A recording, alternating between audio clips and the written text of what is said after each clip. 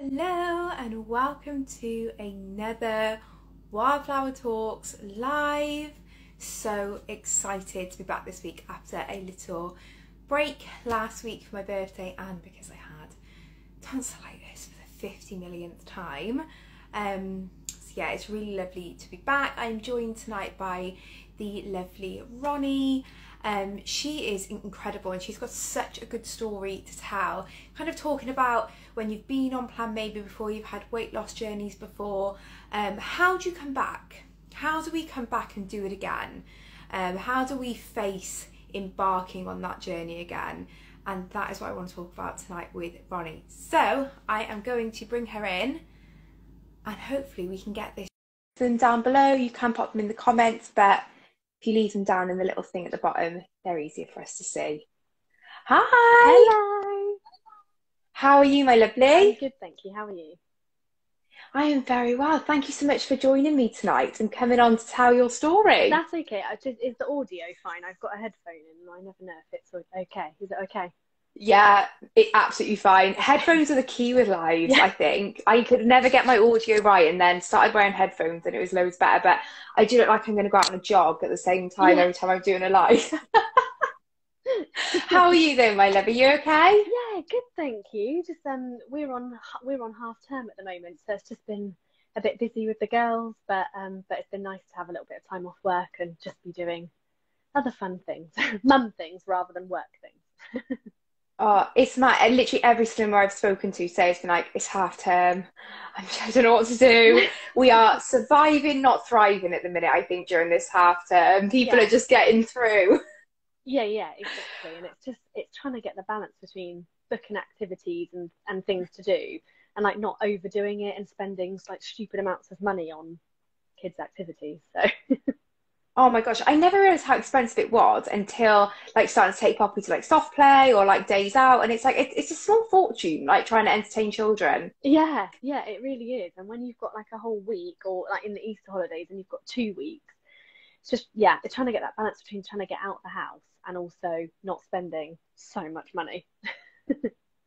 It's hard. Yeah. So, Ronnie, do you want to just tell everyone a little bit about you and your journey to this point? So, take us back to your kind of background with dieting. Has it always been something that you have been kind of back and forth with? Have you always kind of struggled with your weight a little bit?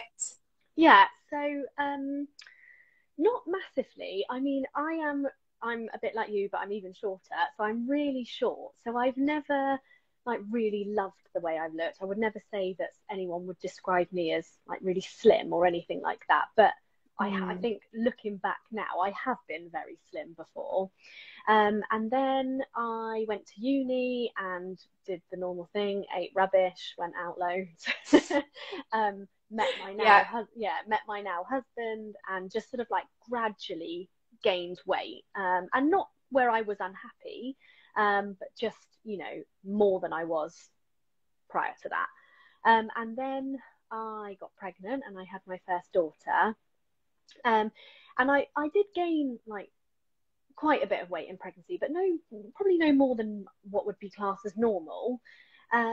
But it was. So how much was it you put on with your pregnancies? Because I mean, So I went to the extreme. I put like 6 stone on with Poppy, so I went ham in pregnancy. Well, I mean, the second pregnancy was a whole nother story. But first pregnancy, I work in kilos, which I know is annoying when you don't work in kilos, but maybe about 10 kilos or so, which is about what, 20 pounds. So like not. Yeah, so no more than like a stone and a half, 2 stones. So quite. Yeah, but quite measured. It was my maternity year that I just gained such a huge amount of weight. So not only did I sort of like not lose my pregnancy weight, I then gained more. And I started to have this really negative relationship with food. And what I do is, because I'd be bored just on my own with this baby, I don't really have any family around, and my husband works in a hospital, so he's really busy. And I'd like go for a walk and I'd walk to the corner shop and then buy a whole load of junk and justify eating it because I'd walked to the shop. But actually what I was eating was way more than the amount I'd walked. So I'd eat like, you know, share bags of stuff, which definitely aren't share bags. And so Yeah, they ain't shit bags. no, Whoever's doing that, it's all a lie. don't do me dirty like that, telling me they're a share bag. Yeah, and I would just sort of like do that almost like every day when I had nothing to do, when there wasn't a baby group on or something. And Do you think that was like self-soothing, like yourself as well? Because yeah, I know I was really guilty of that. After I had Poppy, I've made no secret I had postnatal depression after I had her. yeah, And it was a lockdown, which didn't help. And I definitely found that self-soothing in food. And I think because you've got such routine when you have babies, bad routines creep in just as yeah, much as the good routines you're trying to implement. So like we would always, I always say that when we had Poppy, my best friends bought us 160 Kinders right off Amazon. Jamie loves Kinder, and these like the little ones that you get for your kids. yeah. So these were in the fridge. Those 164 Kinders went in about 4 days because we just got in this awful habit Yeah, really quickly of just going in, make her a bottle, I have a Kinder or two, make a cup of yeah, tea, have the Kinder. And then the Kinder got replaced with a packet of digestives, and then that got replaced with a packet of buttons. Like and it was just constant. Every time we went into the kitchen for something, we grabbing ended it. up in the fridge. Yeah, well, this is the thing. I think what I started to, because I used to walk to the co-op, and I'd start off with just like a meal deal, you know, a sandwich, a pack of crisps, and a drink, and then it just built up from there. And then it wasn't just like a normal packet of crisps; it was like the big, you know, the grab bags, and then it went from the grab It's bags. better value. I know. And then it went from the grab bags to the, you know, like the really big bags that you would share. Yeah. And I'd say, oh, I'll buy that. And I've walked, so that's good. And also I'll eat that across a couple of days. Well, that never happened. I'd get home and eat the whole thing. Um, and I also think where, like I said, my husband works in a hospital, and so he works like all sorts of hours. He does night shifts and all sorts. And so I found that kind of like I'd feel a bit sorry for myself. And whenever he was on a night shift or not home or on a late shift or whatever, I'd order a takeaway, and I'd be like, well, I'm on my own, like poor me.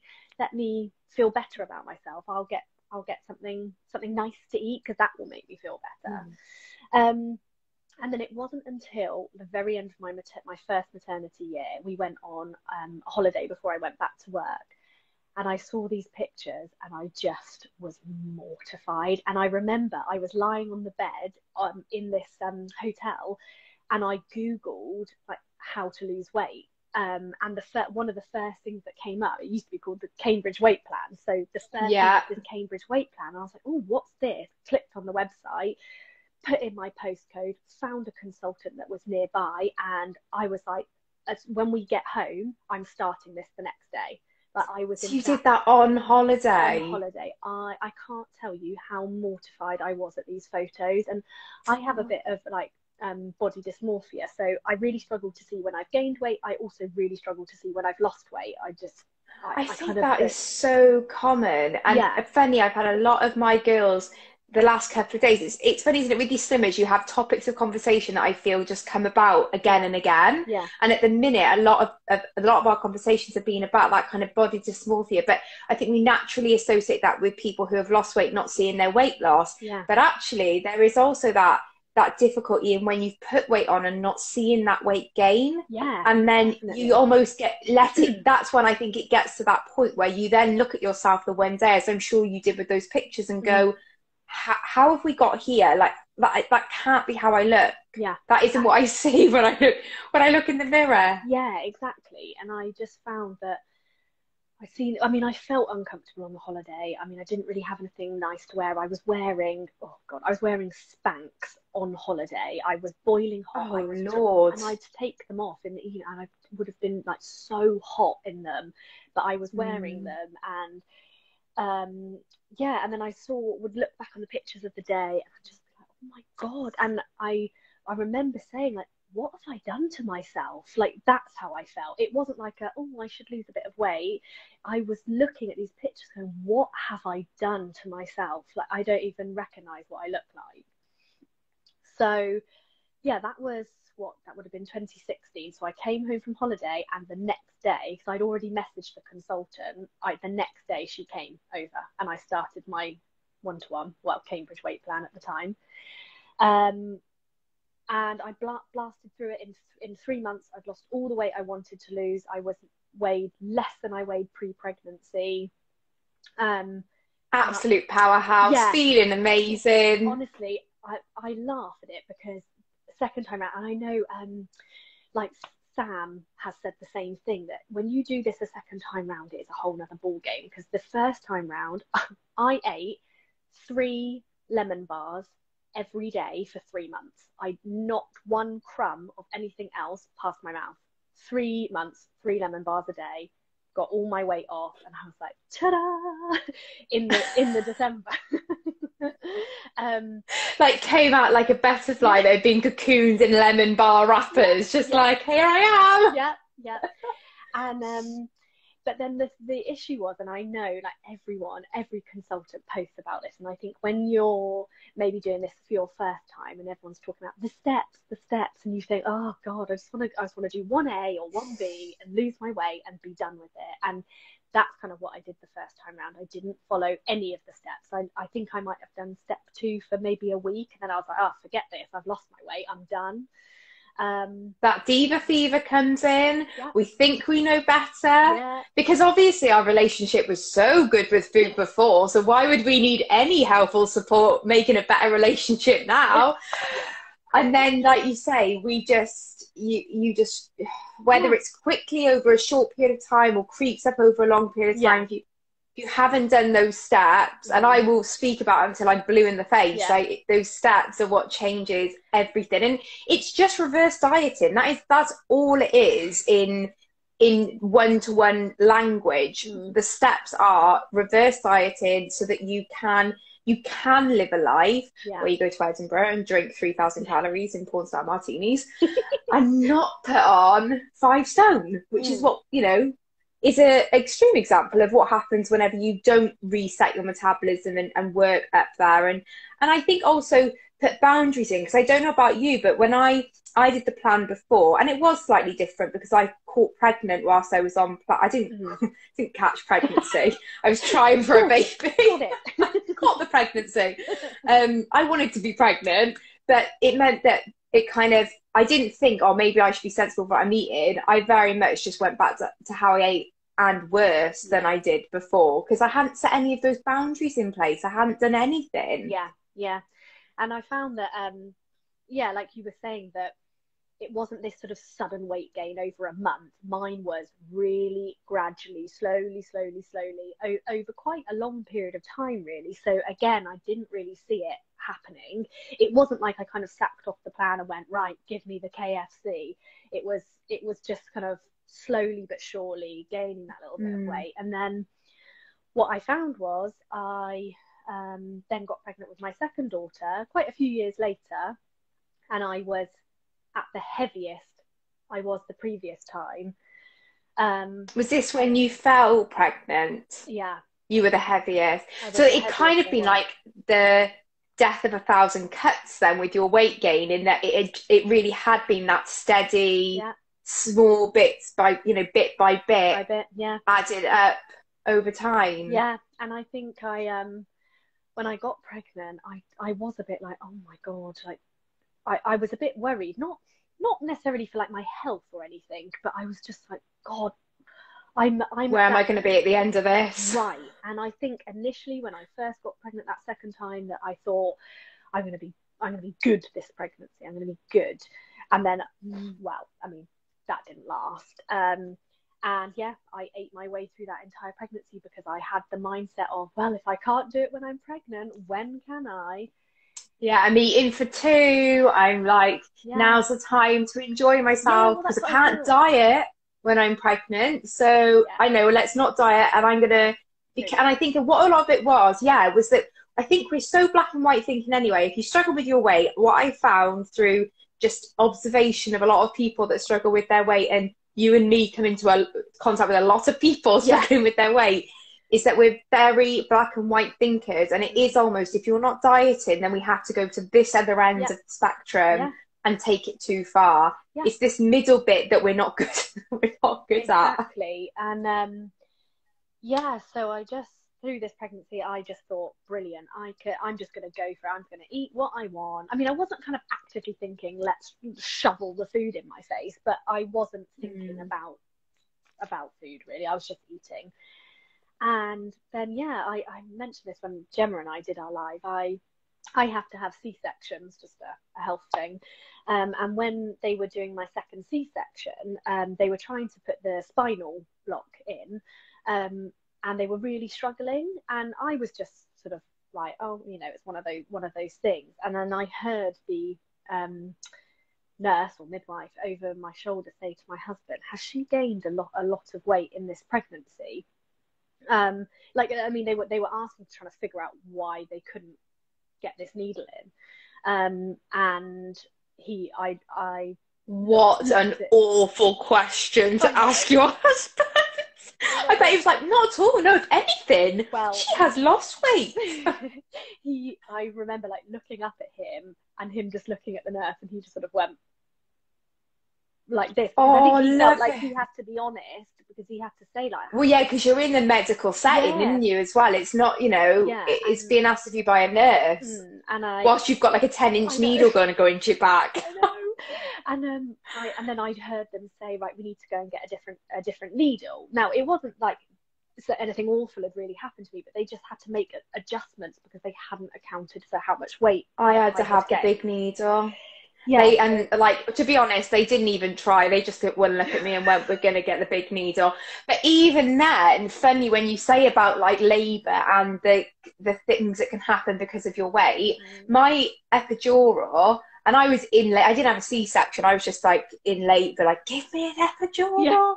Yeah. And it took over an hour for them to do it. I had 2 failed attempts, and they were like, and I know that was because of my, no one outwardly said anything, but don't you? You're like, well, that's why it was an issue. I mean, maybe I'll post it on my feed one time and tell the story, but that my back afterwards, where they had to do so many attempts of it, I had like across my back maybe about that big black bruise where they were really struggling to do it. And I remember afterwards that, because after you've had a C-section, the surgeon comes up to the ward and just kind of like talks you through anything that may have happened, or if it went really well or whatever. And I just remember her saying, you know, if you are going to have any more children, we need to be careful. And in the days I was in, I was a bit like, oh, okay, like I didn't really know what. You're like, yeah, you be careful when you're cutting me open. Good job. Careful. Yeah, thanks for that. And you know, when I'd kind of got home and come round and blah blah blah, I said to my husband, what did the surgeon mean? Like, be careful. Like what? And he said, the surgeon carried on the conversation with my husband, and I was a bit out of it. And she was saying about weight gain, and that how that second one was a lot riskier than my first one because of the weight that I was, and that petrified me, because I think we do want more children, and obviously, you know, I have to have C-sections, and they are riskier with every one that you have. Like they do get more risky, but that really, like, that was one of those. That's a real like light bulb moment, isn't it? And I think it's funny that both of us, though in very different ways, a big trigger for our journeys was health. Yeah. Obviously, you with the pregnancy and the C-section, me with the COVID, and Jamie having COVID. But both of those scenarios, you very quickly get everything brought into real 2020 vision, where you're like, oh my gosh, this isn't actually about what I look like in that dress, or the fact that I don't want to be able to go out. I worry about this, I worry about that. When somebody like a medical professional is saying to you, like, look, this is dangerous, and it's down to your weight, you do kind of think again, like, what am I doing? Yeah, like, how have I got here? Exactly that.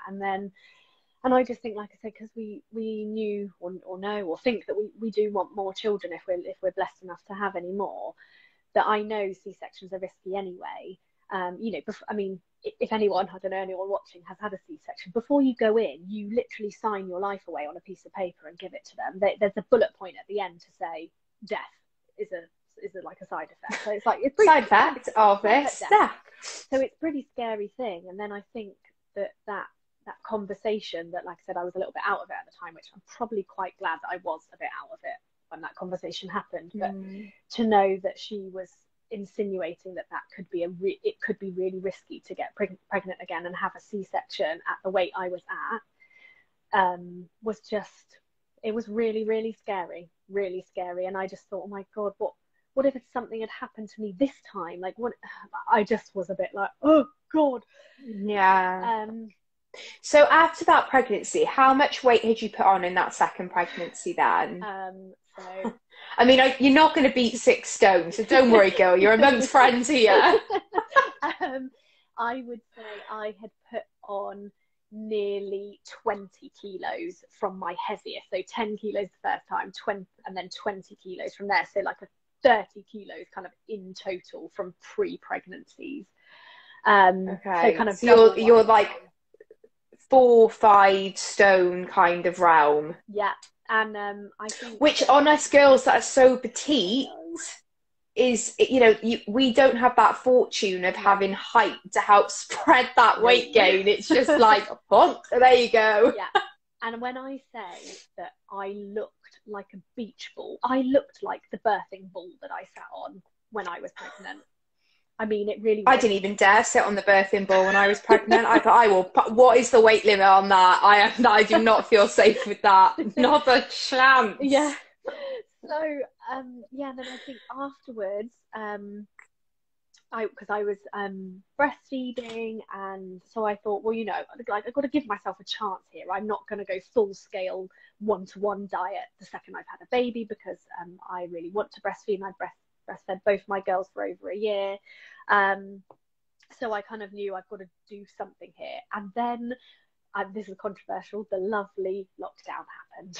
And I say lovely because I locked myself away. And I was never more grateful that nobody could see me than I was in that very first lockdown. I just was, a few people met my second one when she was born, and then I think it was maybe like 2.5 months, and then we went into that first big lockdown, you know, where we weren't even allowed to leave the house at all. Yeah, because Poppy was 3 days into the first lockdown, she was born.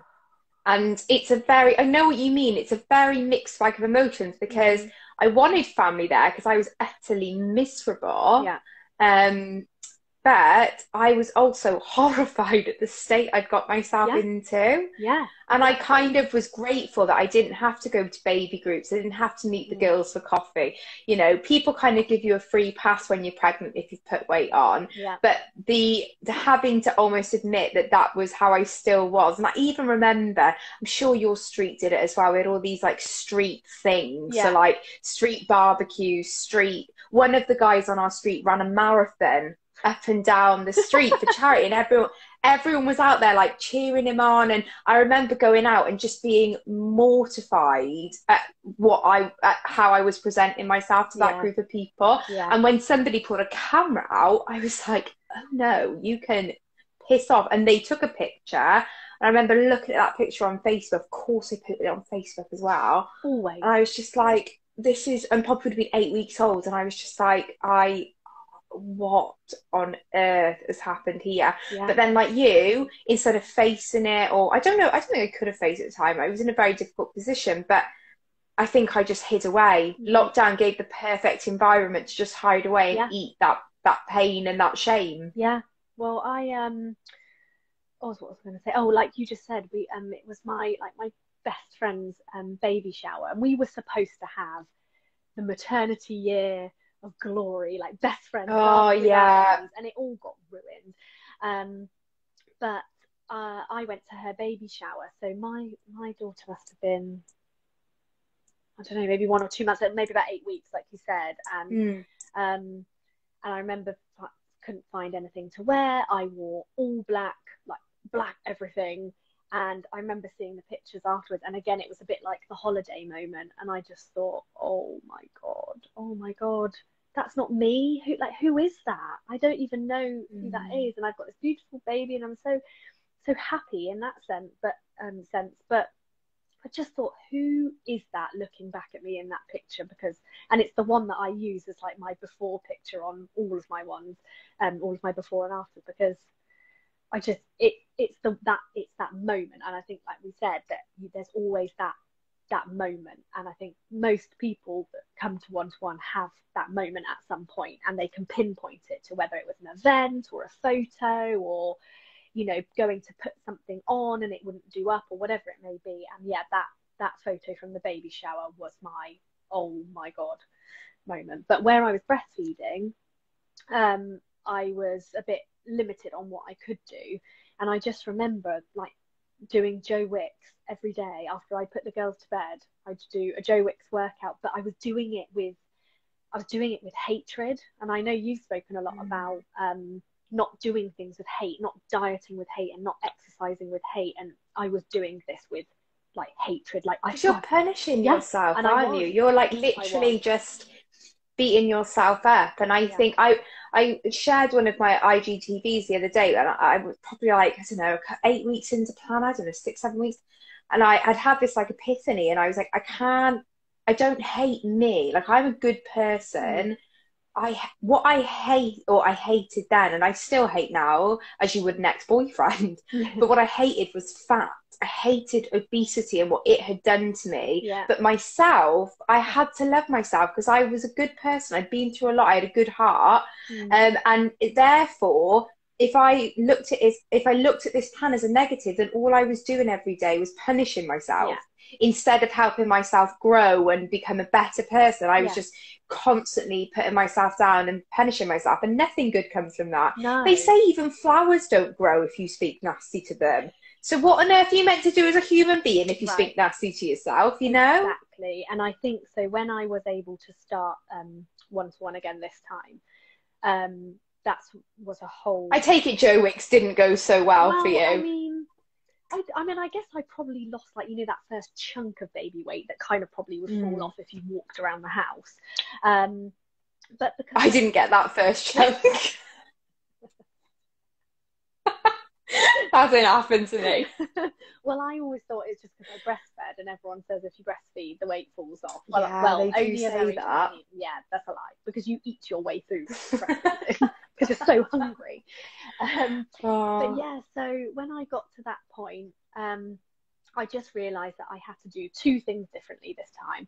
1, I have to follow the steps, and 2 was that I'm going to do this, and I'm going to work on my self-worth and my self-love, and work on building myself back up again. I think, I can't remember if I spoke on a story or a video about this, but I've got to stop bullying myself and bullying my body, because I'm just torturing myself. And, you know, even I find myself doing it now, but I'm much more mentally aware of it. So someone had posted a picture on Facebook, and I just happened to be in the background, and I came across this picture randomly. And the first thing I did, rather than looking at what the picture actually was, which was of somebody else at an event I was at, I zoomed into myself, like, oh, can I see that bit of my stomach I hate? Oh, is there a double chin? Like, oh, my hair, you know, and I was like, stop it. And then I zoomed out, and I was like, look how nice my outfit is. I chose a really nice outfit that day. And I'd done my hair a little bit differently. And I just trying to, like, and you really have to work at it. Just speak. You have to fake it. Yeah. Speaking differently to myself, fake it till you make it. Like 100, like it is not a natural thing, I don't think, in the beginning especially, but even now you still have days. Like, I remember, full disclosure, I went to get into bed last night in my pants and t-shirt, and I walked past the full length mirror, and I went, oh God, look at my thighs. And I was like, whoa, 1 minute, what are we doing? Why are we talking like that about ourselves? Like you said, it's just being more self-aware. And then I looked in that mirror and I went, look at how amazing your body is. Look at what your body's done for you. Those legs ran this morning on a treadmill. Like, and you know, that is not natural. And whether I believed it or not, you have to say it to yourself, because then hopefully, fingers crossed, one day you will start believing snippets of it. Yeah, because the thing is, if you flip that the other way round, at some point down on this journey that I've spoken about, I started saying nasty things to myself, and I've said them so much that I believe them. So I can do this the other way round. I can start saying nice things about myself, and at some point in this journey, I will really start to believe them. But like you said, you have to really work at it. It does not come naturally to me to say nice things. And I'm not saying like I stand in the mirror and say like, hey, good looking. Like, it's not like that. It's things like seeing a picture of yourself, and rather than zooming into that bit of your stomach and thinking, oh God, I can't believe that angle, this, that, and the other, that you're saying mentally just something nice about yourself, or nothing at all. You don't need to say anything at all. Just, it's a photo, move on. And so this is it again. It doesn't have to be this one way or the other. And I can't remember who I heard speaking about on a podcast about we should all just aim for body neutrality, which is just where our bodies are just our bodies. There's no real good or bad emotion attached to it. It is just that is your body. And it is what it is. It will go through different seasons. You know, it may carry and create children. And what an incredible thing your body is that can do that. You know, you grew, birthed and nourished children. Like, it's just incredible. And how can you then, you know, hate on your body for that? But again, it doesn't have to be these extremes. I'm like you. I don't look at myself and go, oh, you're fit. Like, look at you, you're amazing. But I also would not look at my I also wouldn't look at myself and deliberately tear myself to pieces. Because like you said, I think it's so easy to do. And once you start doing that, you'll find another thing you're not happy with. Then you'll find another thing you're not happy with. And very, very quickly can spiral. So after you had your second baby, obviously you breastfed, you did Joe Wicks in lockdown as well. Very cliche, may I say? Yeah, it was. Yeah, thanks. And then once you were able to, was one-to-one the first real diet that you went back to? Did you always know it was going to be one-to-one? Yeah, always. Because I mean, I have dabbled in another group diet, and it's not for me. I'm too impatient. I'm like an all in or an all out, and I feel like one-to-one is an all in.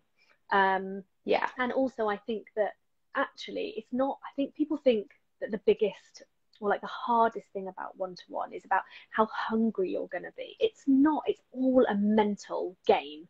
And if you're all in, if you are at that point where you go, no more, I can't do this, I'm, you know, I hate the way I look, or whatever it may be, then one-to-one works for you because you're fully committed to it.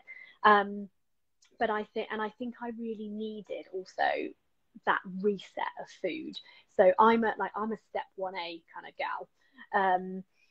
And I needed that reset. I needed to remove like conventional food out of the picture, and just almost go just back to the drawing board. Let's go back to basics, back to what I know, and let's re-figure out this relationship with food. Because clearly, and I know you've mentioned it before, like, we're not all here because we all have this great relationship with food. We're all here because we need to fix our relationship with food. And I think something's gone wrong along the way, like whether it be big or small, you know, because it doesn't have to be you've got loads of weight to lose, but something's happened that's triggered that weight gain, and it's about figuring out what that is. But like you say, like, it is like, if it was just what we eat, we'd all be skinny, because it's super simple. Just don't eat it. The reason it's so difficult is because it's a mind game. And I think as long as you get past the first like 4 or 5 days, is what I always say, that actually a lot of the cravings that you may have, it's not a stomach craving. You're not necessarily hungry.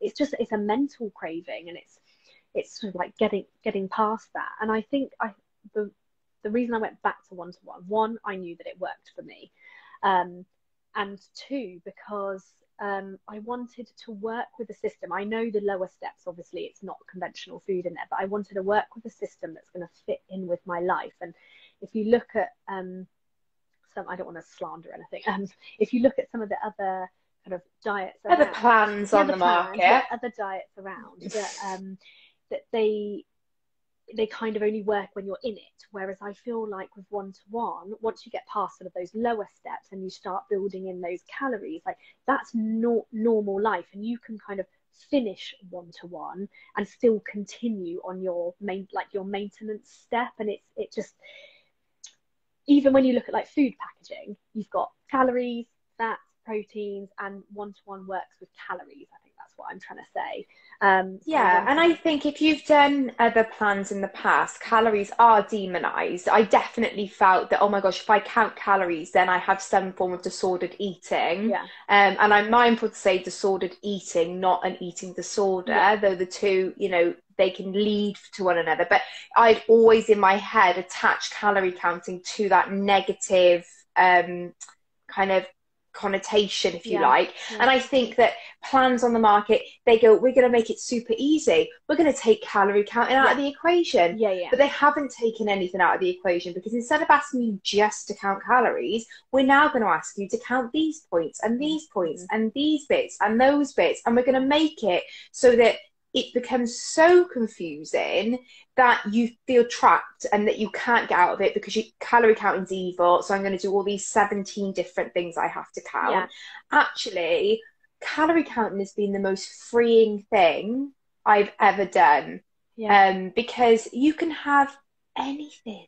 Anything I want, I can have. And like you say, the plan drip feeds you those calories, so it isn't overwhelming. It's just like, have a couple more calories this week, and I'm going to take one of those products back because I'm going to give you a couple more calories to look after. So I always think you get used to certain meals. I don't know about you, but I was like, right, okay, now I know what my lunches are. I've got my lunches sorted, so that's fab. And then Jen would be like, okay, so now you're going to go up to step 4, so I'm going to give you some more calories. And you're like, okay, I'm going to get my tea sorted. Now I'm going to know what I'm going to have for my dinners. And so it's not an overwhelming experience. And I think that's what I wanted to do, that when you kind of get to the end point, in a way, I know it's not really an end point, but the end point in terms of the steps, that you are not then having to suddenly convert this measure into like, oh God, now I have to try and convert that into calories, points or whatever, whatever it may be, that you then got to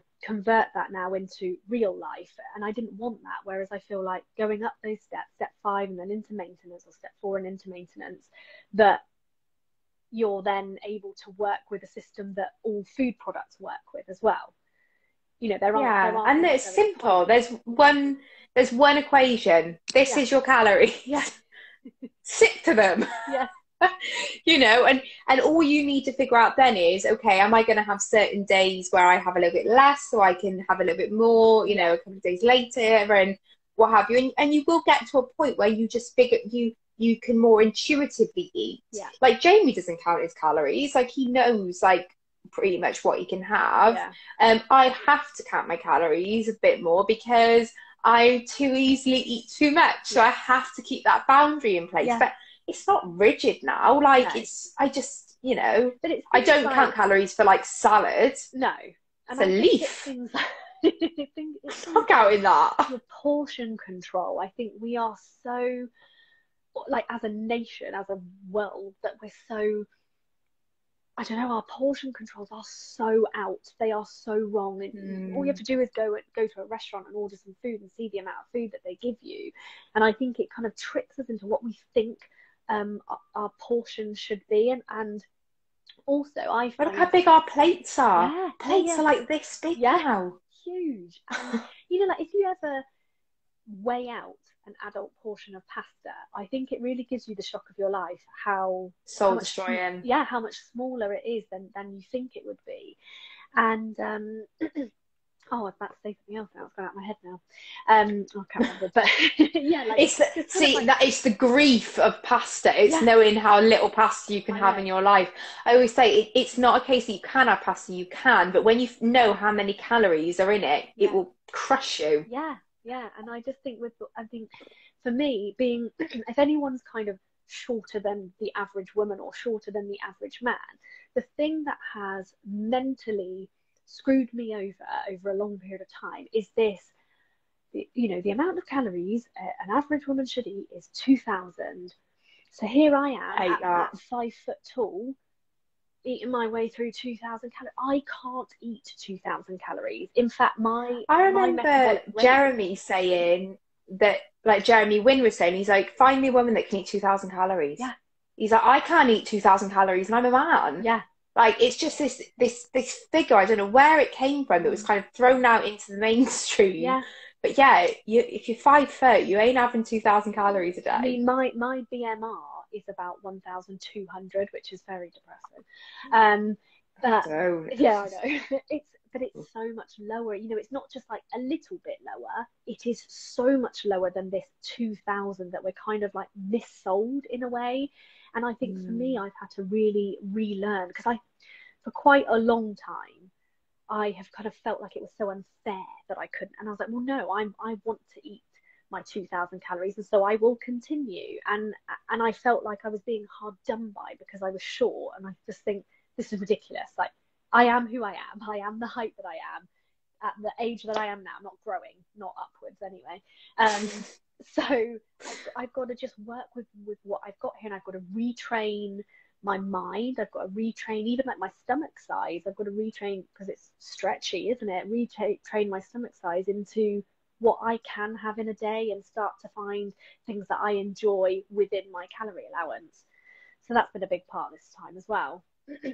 yeah, I definitely found that, and I like volume. I've always said, like, I'm a volume eater. I don't want to have a tiny portion, and that's why a lot of the time when I do what I eat in a day, you'll see I always add salad bowls to things and lots of packet veg, because they're low in calorie density, so you can get a lot for your volume, and they bulk out your meals. But I agree, I really felt hard done by that. I was short, because I was like, how can my BMR be 1,400 calories a day? Now, I've obviously incorporated exercise, and let me tell you, that is just so I can eat more calories, because I knew realistically I couldn't sustain long term a life on 1,400 calories a day. So it was like, right, okay, well, what are you going to do? If you want to be a size 10 and you don't want to only eat 1,400 calories a day, you're going to have to get your ass to the gym.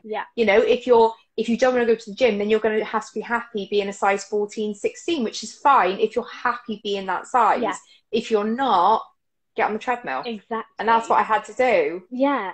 But I felt that real unjust feeling that I couldn't eat 3,000 calories a day. Yeah, it's so definitely. And I think because I am very little, my husband, he's very tall, so he's 6'2", 6'3", and so he can eat a huge amount of food.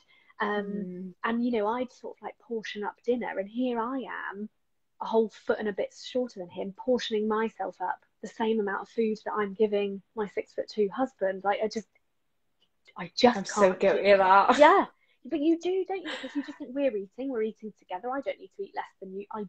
I do need to eat less than you. So yeah, so it's kind of just working with that. But I've just a bit revolutionary, although I know loads of people have been using it for ages. I was getting a bit sick of my Fitness Pal, so I've downloaded that Lose It app, which lots of I downloaded this last night, I love it.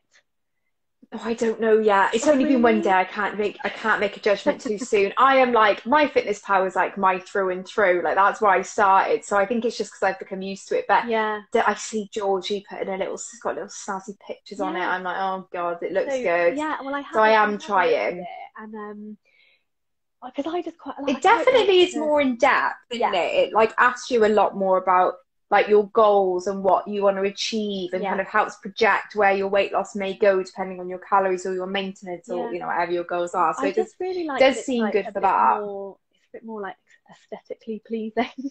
So I downloaded it, and it's been working really well for me. And I think that's the whole thing with like the whole kind of diet industry, not just one-to-one. You've just got to do what works for you. And like one-to-one works for me, it's worked for you, and then moving forward you've got to find what works for you. If my Fitness Pal is ugly for your eyes, then find something else that works for you, rather than jacking it all in and not bothering. Oh, it's too hard to count calories, too difficult. These apps make it so easy, especially when you can just scan barcodes and stuff like that. It literally couldn't be more simple. So yeah, I just downloaded it.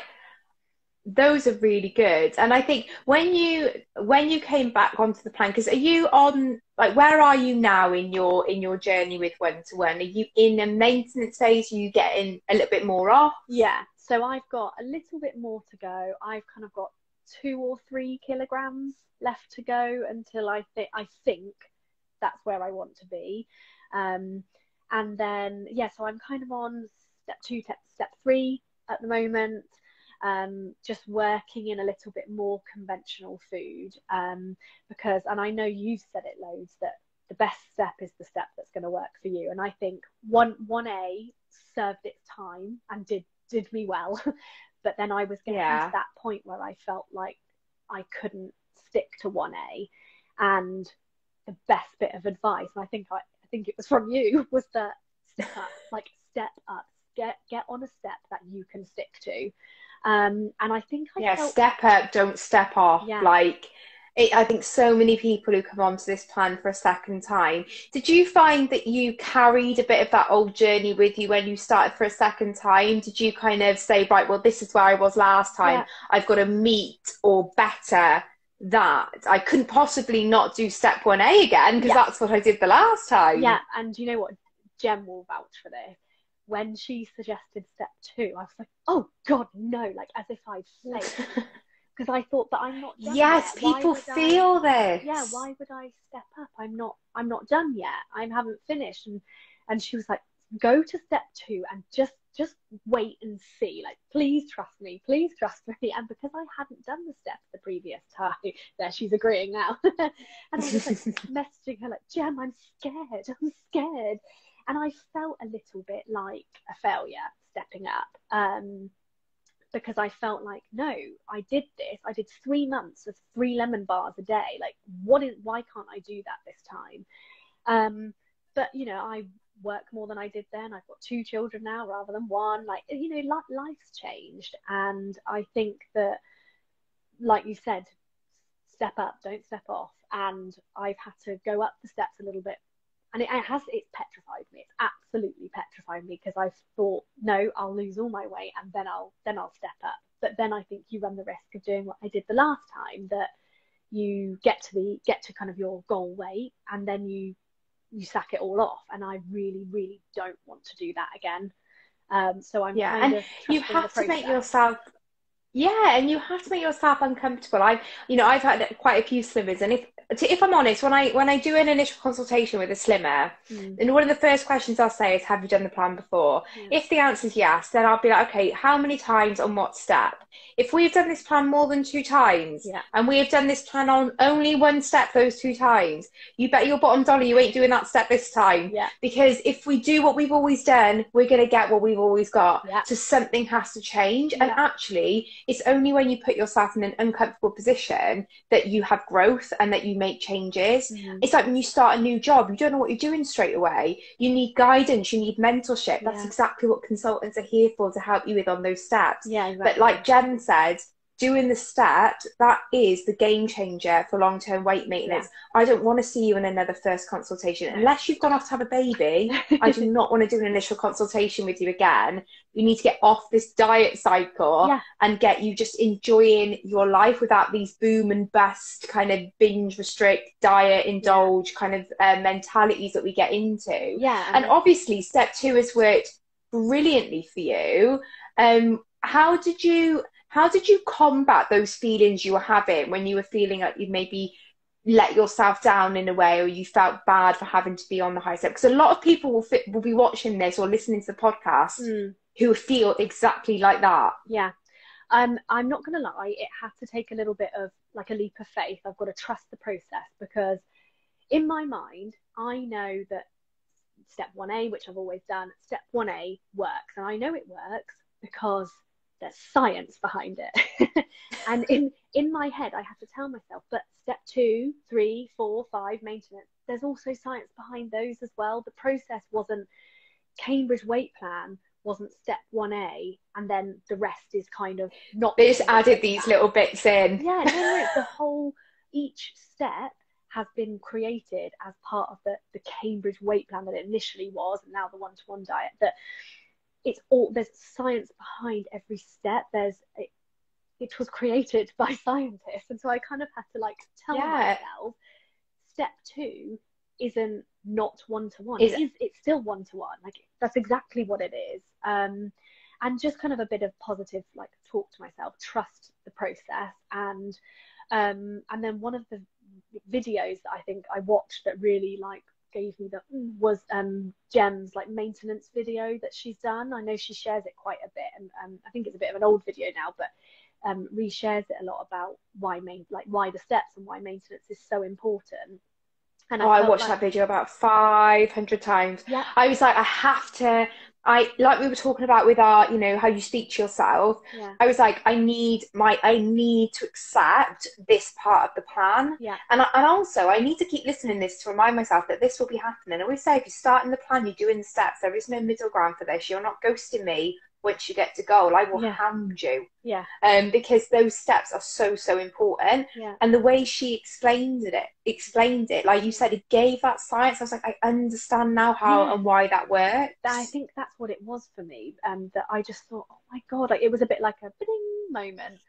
And I thought, I get this, and I also get why this is important, because I don't want to be in this kind of diet cycle as my whole life. And I remember having a chat with my husband like on an evening, and I said, you know, for the past 10 years I've either been losing weight or gaining weight. I am yet to maintain weight. And like you were saying about you know, if you've done a step before and it hasn't worked for you and you've done it twice, you know, we need to do something different. I know I need to do something different this time, because I need to learn how to maintain my weight at 5 foot. And that's why I just feel like I've got to do things differently this time. It's got to be different. But I do have to keep telling myself that. And I do have to go back and rewatch videos that people have made about maintenance and remind myself about why the process is just as important, if not more important, than the actual like losing that big chunk the initial bit. That this next bit is even more important, because I want to come out of this losing, gaining cycle that I've been in for 10 years. That's too much. Yeah. And the thing is, we know how to lose weight. We have done it. Yeah. To what degree of success will be different for everyone for different times we've done diets. Yeah. But fundamentally, losing weight is something I would argue 90% of us can do. Yeah. But what we can't do, if we're back here a second, third, fourth, fifth, God knows what number it was for me, time, is maintain that weight. And actually, for me, my weight loss was huge. I remember being at the Slimmer Awards in September, and, you know, it was an incredible evening celebrating those amazing weight losses, and being like, shit, I feel like that might have actually been the easy bit, because literally today, because I got to my goal the week before the Slimmer Awards, and I was like, shit, that means that now this bit is where I've got to do something I have never done in my life, because I don't think I've been the same weight for 2 days, let alone like 2 months, 2 years, what have you. I have to maintain it. So actually my proudest achievement isn't that weight loss, it's that I've maintained that weight now for nearly 6 months. Like that blows my mind, like literally blows my mind. Yeah. And I think whenever that is because of the steps. Your videos, and you know, when you've been to Edinburgh, or you know, went for your spa, and you're like, right, I'm just going to go back to eating normal. And I think there was one, I can't remember, but I think you'd weighed in and you'd gained like the most that you had like gained since losing, or something like that. It was only a couple of pounds. And you were like, I'm not going to panic. I am not going to panic. I'm just going to go back to my usual eating. To Jem. Yeah. I'm not going to lie. No, panic to Jem on the phone. Well, you sold a good game on your videos. Thanks. But you were saying, I'm going to go back to, you know, I'm just going to slightly rein it in. I'm going to go back to normal, but slightly rein it in. And then you got on the scales the next week or the week after that, and you were back to where you were. And I think even for you, you were like, oh, like I can. Jem just said, haha, I wasn't going to say. I was just having a breakdown. I really was. But in my head, I knew rationally, that it wasn't going to be like that, you know, I wasn't going to put 9 stone on overnight. But you know, if you've lost weight before and then you gain weight, you always look back and think, where was the turning point? Where did it all go wrong for me? And I was like, is this that moment? Is this the moment where it all starts spiraling out of control? But like Jen's just said, I trusted this process implicitly. And I remember Grace saying to me, and she spoke about it quite a bit on our live together, that she was like, you can't go back and diet. As much as you can't also go and indulge, you can't restrict either. So that's why I was like, literally all I did was cut my calories by like 100, 200 a day. And I think that's it. And then it went back to normal. When you think about just life past the one-to-one diet, like, you can't starve yourself for a week every time you go out for a meal with your friends or with your partner or your husband or whatever. You can't keep doing that. That's not normal. But what is normal is what you've shown, like so many of us, that you can do, is go and have a lovely time, and enjoy yourself and kind of eat what you'd like to eat, and then trust the process to kind of go back to normal, and just rein it. I remember you saying, like, I'm just reining it in just that little bit. I'm not restricting. Just a little bit. Yeah, it's like, I'm reining, not restricting. But I think it's, and do you know what, that language is so important as well, that you tell yourself that, like, I'm not telling myself that I'm restricting myself, because again, that's feeding into that old narrative. And this is different. Like, ultimately, when you start this plan, you have to accept that your life is never going to be the same. Your relationship with food is never going to be the same. You cannot get to goal and then think, right, I can go back to that old life.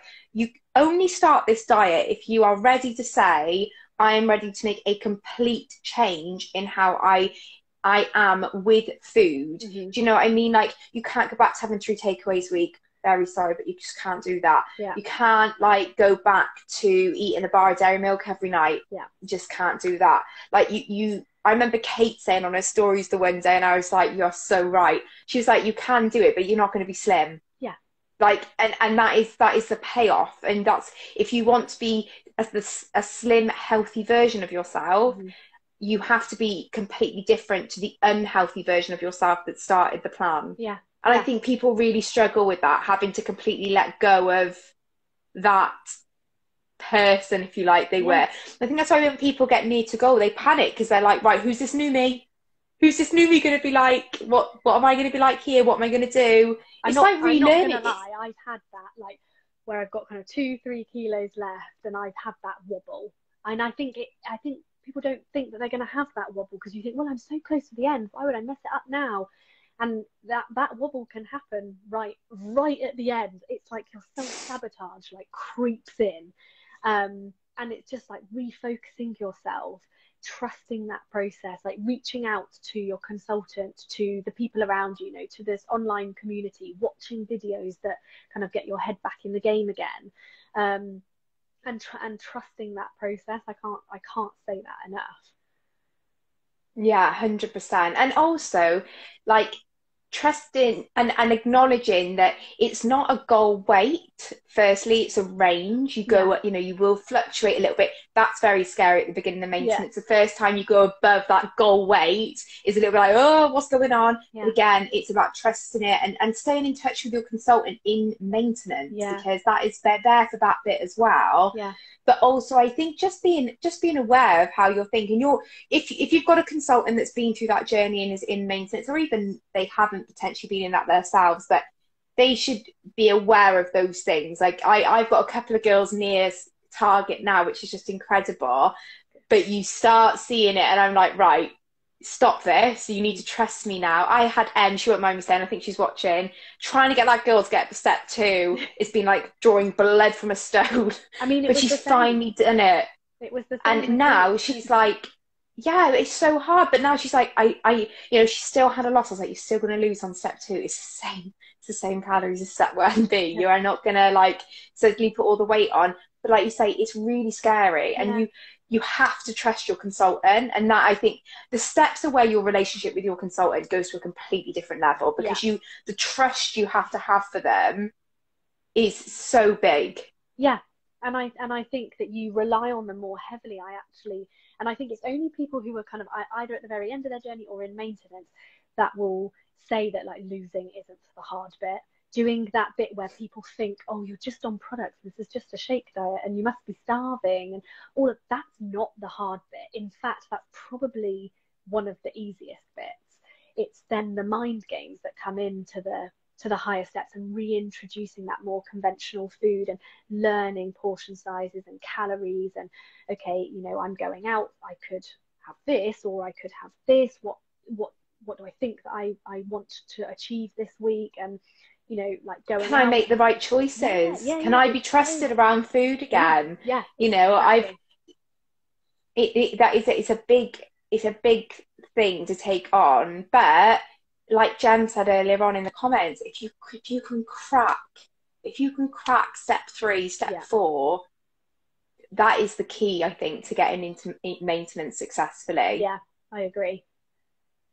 What do you think your biggest takeaway from doing plan a second time has been? Like, what would be for people that are coming on plan for their second time, their third time, their fourth time even, what do you think would be your biggest bit of advice for them when they're entering into it again? That your second or third or whatever number journey you're on will never be the same as the one before or your first one. And maybe not to have the expectations of your first journey or your previous journey, that things may be very different, and if it hasn't worked for you that first time, second time, third time, then you need to do something differently this time.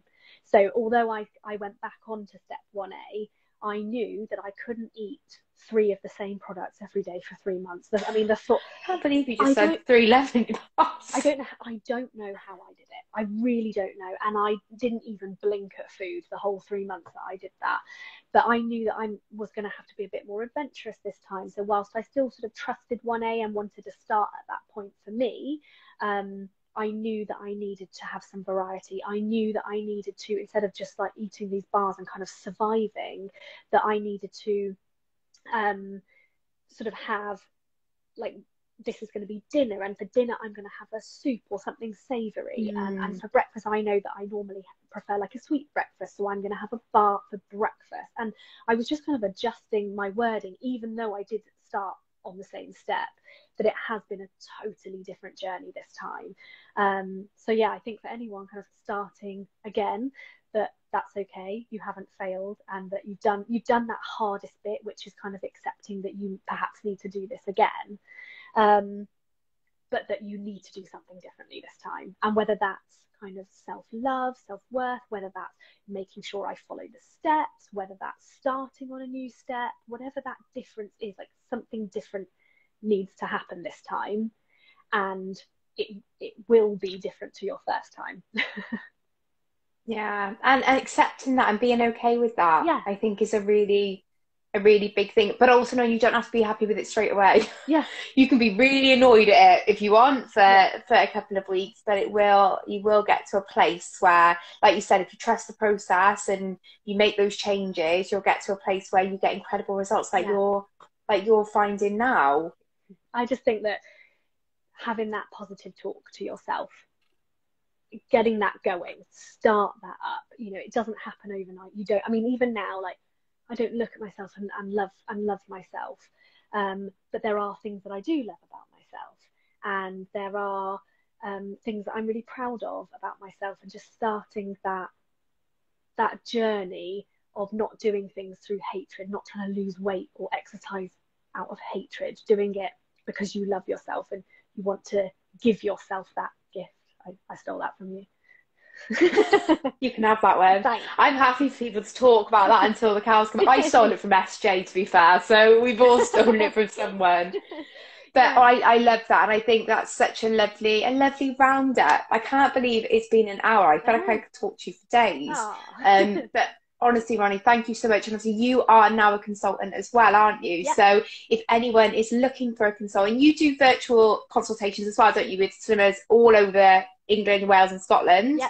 So if you are looking for a consultant that can help support you doing something different, I'm going to put all of Ronnie's details down below.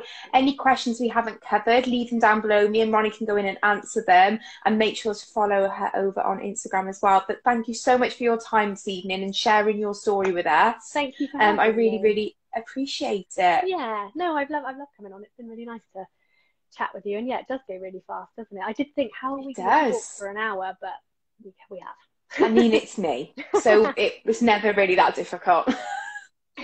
But no, thank you so much, my lovely. Thank you everyone for joining us. And I will be back next week. And this will be up on the podcast tomorrow. So I'll see you soon. Thank you so much, my lovely. Bye. Bye.